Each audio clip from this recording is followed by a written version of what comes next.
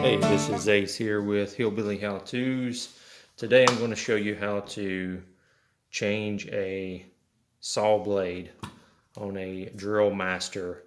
It's a 7¼ inch circular saw. This saw came from Harbor Freight.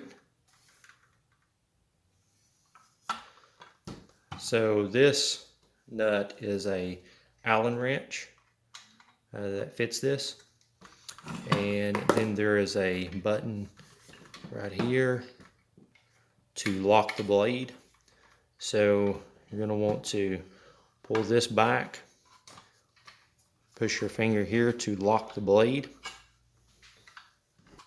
Then it will lock the blade for you, and then you can just unscrew this nut or this bolt.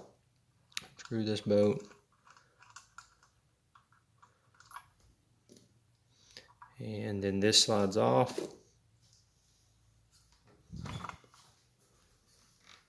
And then the blade will slide off. And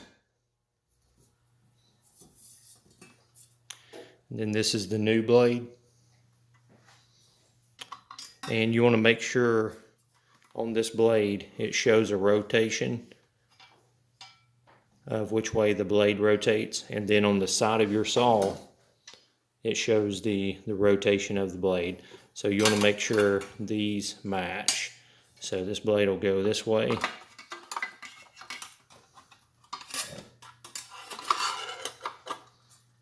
and then this will slide onto this, and then this will slide onto that,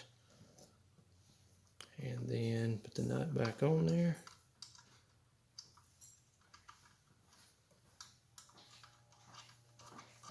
Okay, once you get the nut on there, then you'll just need to tighten it up, and you'll have to push your button to hold the blade again.